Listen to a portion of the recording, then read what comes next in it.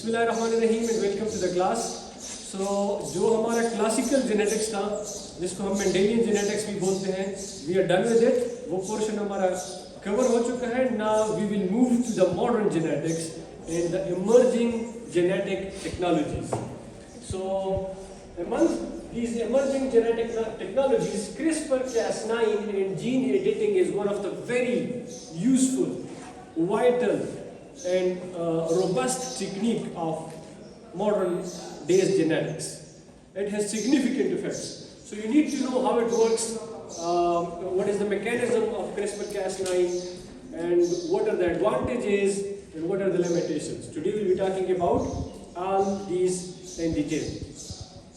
So first of all, CRISPR-Cas9 और gene editing. CRISPR-Cas9 क्या है? सबसे पहले CRISPR है क्या? It's a clustered regulatory interspaced short palindromic repeats. ये इसका मुखफ़फ़ है CRISPR, which is a revolutionary gene editing tool derived from the adaptive immune system of bacteria. It's a natural immune system working inside the bacteria since long. तो इसी system को साइंसदानों ने लिया है. Now we can use this system even in higher animals, even in human beings, to treat different conditions like diseases and to have good crops, good livestock species that is resistant to diseases and to cure the diseases as well. किस तरह ये काम करता है कि bacteria में एक उनकी अपनी मेमोरी होती है. जब बैक्टीरिया भी बीमार होता है, it is a living organism. जब वायरस अटैक करता है बैक्टीरिया को, सो बैक्टीरिया उसको स्पेसर उसको बोलते हैं, स्पेसर डीएनए सीक्वेंसेस. बैक्टीरिया उसको मेमोराइज करता है कि फलाने वायरस ने मुझे हिट किया है, मुझे बीमार किया है, और उसका जो जेनेटिक मेकअप है, उसका जो जीन है, डीएनए है, वो इस नेचर की है. तो बैक्टीरिया इस चीज़ को मेमोराइज करता है, उसको हम स्पेसर बोलते हैं. जब नेक्स्ट टाइम वायरस अटैक करता है तो बैक्टीरिया की मेमोरी होती है उस वायरस की जिसने इसको अटैक किया था, उसके डीएनए की को इसने ज़हन नशीन किया होता है कि उसकी डीएनए किस नेचर की थी. अब जब दोबारा वो वायरस अटैक करता है तो नेचुरल जो बैक्टीरिया का इम्यून सिस्टम है वो एक्टिवेट हो जाता है और वो उसके साथ बाइंड होकर उसको न्यूट्रलाइज कर लेता है. So virus is no more causing disease in the bacteria. It's a natural phenomenon occurring in the bacteria. So scientist ने इस नेचुरल फिनोमिना को लिया है कि हम इस फिनोमिना को लें और इससे हम सिर्फ बैक्टीरिया में नहीं बल्कि लार्जर एनिमल में भी अगर हम वही फ्रेगमेंट्स लें तो इससे हम किसी जीन को नॉकआउट कर सकते हैं या किसी जीन का कोई मखसूस फ्रेगमेंट हम एडिट कर सकते हैं using this technique, this phenomenon. And the second one is CRISPR, the second is Cas9. It is an endonuclease enzyme guided by synthetic RNA. साइंसदान इसमें सिंथेटिक आरएनए बनाते हैं. Scientists make a synthetic RNA, which we say a guided RNA, to a specific DNA sequence for editing. DNA की पूरी एक sequence है, ATCG, TTCCG, इस तरह पूरा एक सीक्वेंस होता है. तो किसी मखसूस सीक्वेंस को लेके साइंटिस्ट क्या करते हैं, गाइडेड RNA बनाते हैं. हम RNA बनाते हैं किसी DNA is a huge molecule. It's a very huge molecule जो कि ATG न्यूक्लियोटाइड बेसिस से बना है. तो हमने जिस एरिया को एडिट करना है, साइंटिस्ट उस एरिया का उसके न्यूक्लियोटाइड्स लेके उसके हिसाब से उससे मैच करके आरएनए बनाते हैं, जिसको हम बोलते हैं guided RNA, synthetic guided RNA और sgRNA. अब मैकेनिज्म क्या है, किस तरह ये फंक्शन करता है. सबसे पहले डिजाइन ऑफ गाइड आरएनए. सबसे पहले हमने गाइड आरएनए बनानी है. हम किस तरह बनाएंगे, a small RNA molecule known as guide RNA, gRNA, is designed to match target DNA sequence. DNA बहुत बड़ा मॉलिक्यूल है, उसका कोई एक मखसूस फ्रेगमेंट हमने कट करना है, तो उस फ्रेगमेंट का कंप्लीमेंट्री सीक्वेंस हम साइंटिस्ट बनाते हैं, जिसको गाइडेड आरएनए बोलते हैं. So the first step, guided RNA, which matches the DNA sequence that you intend to cut. Number 2, formation of CRISPR-Cas9 complex. The second step होगा, the guided RNA binds to Cas9 enzyme. Cas9 एक protein है, एक enzyme है जो कि cut लगाता है DNA पे, फॉर्मिंग द CRISPR-Cas9 complex. दूसरा स्टेप क्या है कि जो गाइडेड आरएनए है ये Cas9 एंजाइम के साथ बाइंड हो जाती है ताकि वो जाके कट लगाए उस मखसूस फ्रेगमेंट पे जिसको आपने कट करना है। Number 3, target recognition. अब CRISPR और Cas9 दोनों का कॉम्प्लेक्स बन गया है। अब ये क्या करेगा? The CRISPR-Cas9 complex searches for the target DNA sequence that matches the gRNA. अब आरएनए एक पूरा लंबा एक स्ट्रैंड है डीएनए का, आरएनए यहां से शुरू होती है, वो अनजिप करती है डीएनए को और अपना टारगेट ढूंढ रही है।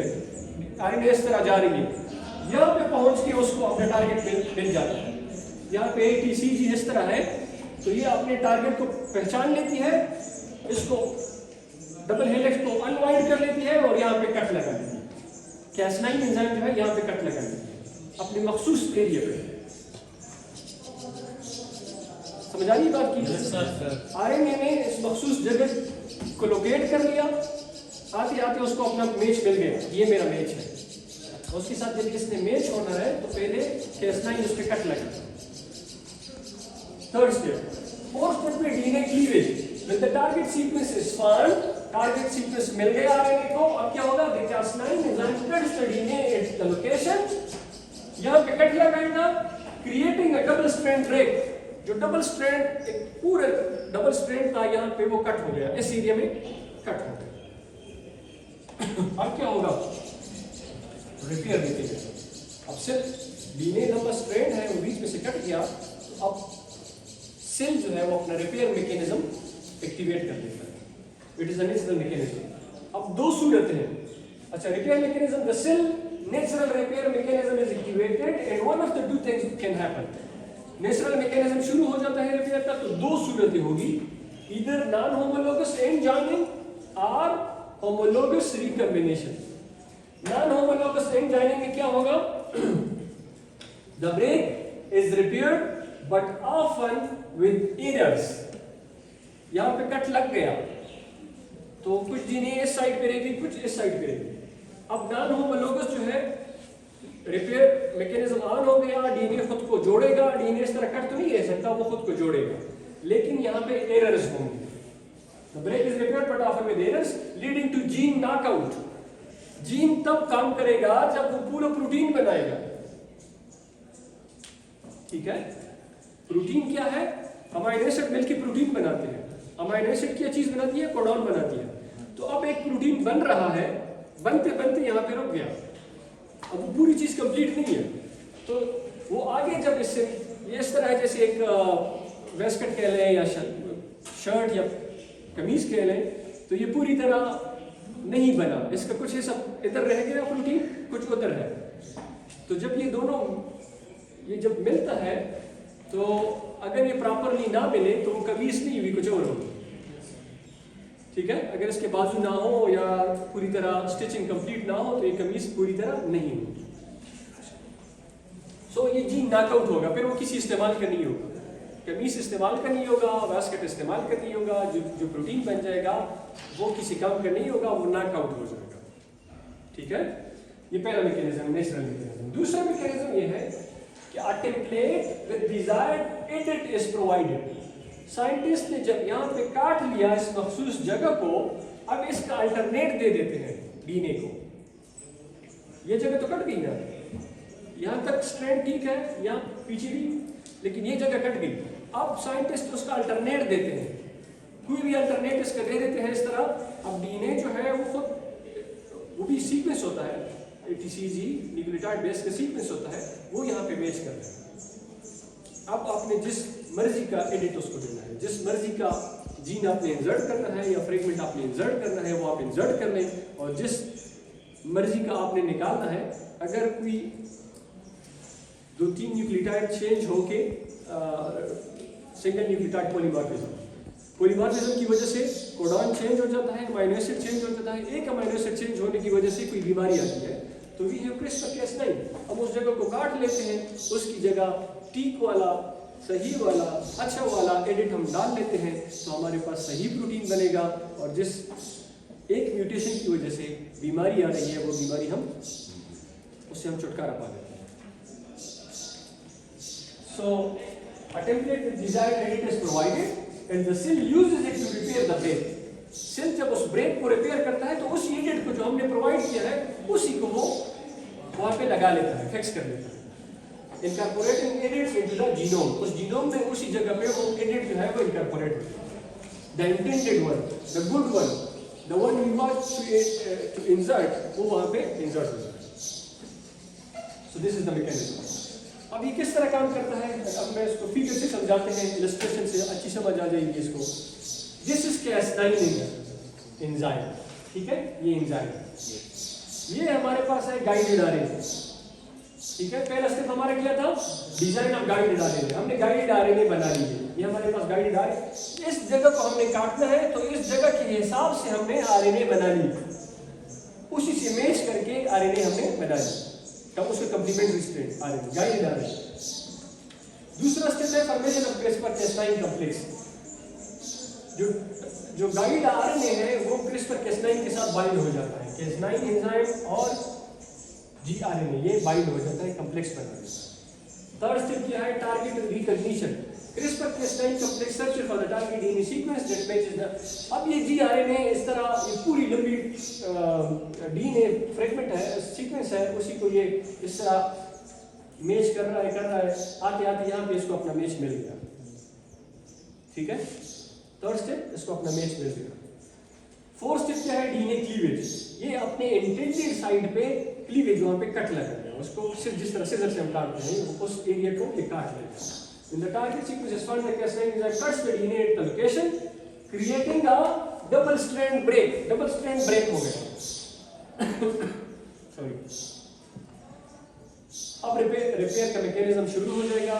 या तो ये जगह हमने काट ली तो सेल जो है उसको खुद रिपेयर कर देगा, खुद उसने रिपेयर कर लिया, नॉन होमोलोगस एंजाइम, लेकिन अब ये किसी काम का नहीं होगा, ये नॉकआउट, ये जीन नॉकआउट हो गया, ये हमने इस जीन से हमने एक पोर्शन निकाल लिया तो ये जीन अभी काम नहीं करेगा, ये पहला।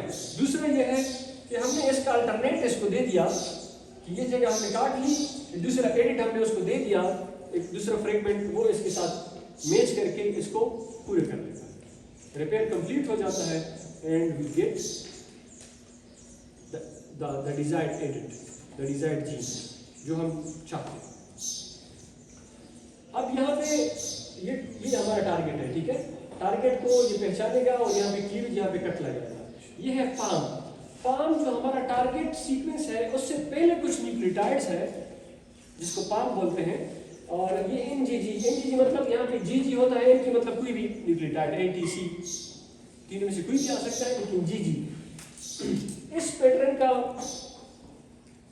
जो सीक्वेंस है ये हमारे टारगेट से थोड़ा सा पहले, ठीक है। ये स्पेसर इसको हम बोलते हैं, तो स्पेसर से थोड़ा सा पहले ये हमें ये जो पाम सीक्वेंस है,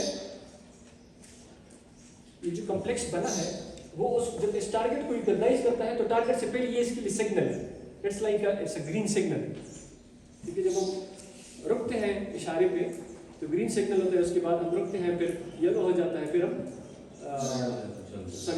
रेड होता है, हम रुकते हैं, येलो पे कहते हैं कि स्टार्ट कीजिए, तैयार हो जाए, और ग्रीन पे हम चलने लगते हैं। So this is a signal, इसको सिग्नल मिल जाता है सिस्टम को कि यहाँ पे आपका टारगेट आने वाला है, तो बी प्रिपेयर्ड, और टारगेट पे पहुँच के पहचान भी लेते हैं उसको और वहाँ पे कट भी लेते हैं।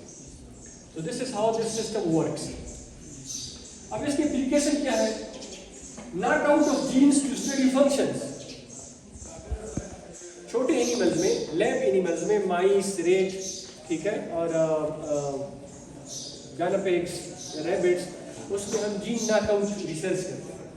हम कहते हैं कि अगर इस जीन को हमने नॉकआउट कर लिया तो क्या होगा, एनिमल की बिहेवियर पे क्या असर पड़ेगा, उसका नर्वस सिस्टम पे क्या असर होगा, या हार्ट को हम या किसी भी जीन को लेके हम उसको नॉकआउट करते हैं, फिर हम देखते हैं कि क्या उसका असर होता है। करेक्शन ऑफ जेनेटिक म्यूटेशन, किसी एक म्यूटेशन की वजह से, डिलीशन, इंजर्शन या सिंगल न्यूक्लियोटाइड पॉलीमॉर्फिज्म की वजह से प्रोटीन का स्ट्रक्चर चेंज हो जाता है, जिसकी वजह से म्यूटेशन की वजह से उसके बैड इफेक्ट्स होते हैं, कोई बीमारी आती है तो उस म्यूटेशन को हम फिक्स कर सकते हैं। उस म्यूटेशन को हम काट के उसकी जगह हम ठीक वाला एडिट हम डाल लेते हैं, तो जीन प्रॉपर अपना काम करता है, अच्छा वाला प्रोटीन बनाता है और बीमारी खत्म हो जाती है। Development of disease resistant lifestyle, हम ऐसे कोई डिजीजेस किसी लाइफस्टाइल पे ज़्यादा आती है, किसी मखसूस ब्रीड पे, जैसे टिक हो गया, टिक डिजीजेस या कोई इस तरह के और हीट रेजिस्टेंस हो गई, कोल्ड रेजिस्टेंस हो गई, तो हम मखसूस जीन्स हैं उसको एडिट करके हम एनिमल्स की रेजिस्टेंस को बढ़ा सकते हैं। Hornless cattle by inserting a pole gene, जो horned, it's not a desired character अगर किसी एनिमल के हॉर्न है, क्योंकि वो जख्मी कर सकता है और एनिमल्स को और अपने ओनर को। तो हम पोल्ड वाला जीन वहाँ पे इंसर्ट करते हैं और एनिमल हार्ड की बजाय पोल्ड होता है। हाई स्पेसिफिक, अच्छा अब इसके एडवांटेजेस क्या है? एडवांटेजेस ये है कि high specificity in efficiency, it's very highly specific. जिस एरिया को आपने कट करना है ये बिल्कुल उसी एरिया पे आप कट मारते हैं, सो ये इसकी बहुत बड़ी एडवांटेज है कि it's very specific and efficient. दूसरी इसकी एडवांटेज क्या है? Cost effective and relatively easy to use. अगरचे ये इतना ज़्यादा इजी नहीं है, of course it needs sophisticated labs and sophisticated techniques and expertise, लेकिन फिर भी ये इतना ज़्यादा मुश्किल भी नहीं है। Scientist are now playing with it and it's a very robust technique, and using this you can have very good effects and you can treat many diseases. In the future it is hoped that it's a huge revolution in genetics and medicine. अच्छा, limitations क्या है कि sometimes it can off target effects, आपने किसी मखसूस जगह पे cut लगाना है लेकिन एरर शायद उसी जगह पे कट ना लगे, किसी दूसरी जगह पे कट लगे, so off target इफेक्ट्स भी इसके हो सकते हैं, विच इज़ द डिसएडवांटेज। और इसके अलावा सबसे बड़ी लिमिटेशन जो है regulatory uncertainties. Gene editing although is a very robust tool, it has a great implication and significance in human being, in livestock and in plants as well, लेकिन at the same time it is very risky as well। अगर gene editing बहुत common हो गया तो फिर आप अपनी मर्जी की जीन डालते जाएं और निकालते जाएं, आप इसको खुदा न खास्ता बायो टेररिज्म में भी यूज़ किया जा सकता है। ठीक है, आप ऐसे प्लांट्स बनाएं, ऐसे एनिमल्स बनाएं जो कि बड़े सुपर हो, जो कि हर किस्म बैक्टीरिया के लिए रेजिस्टेंट हो, उस पर कोई एंटीबायोटिक असर ना करे। ठीक है, तो it is the ill effect, it is the bad effects which is also associated with it, and again in human being there is ethical concerns। इससे तो आप फिर अपनी मर्जी के बच्चे जिस तरह आप चाहें आप पैदा कर सकते हैं।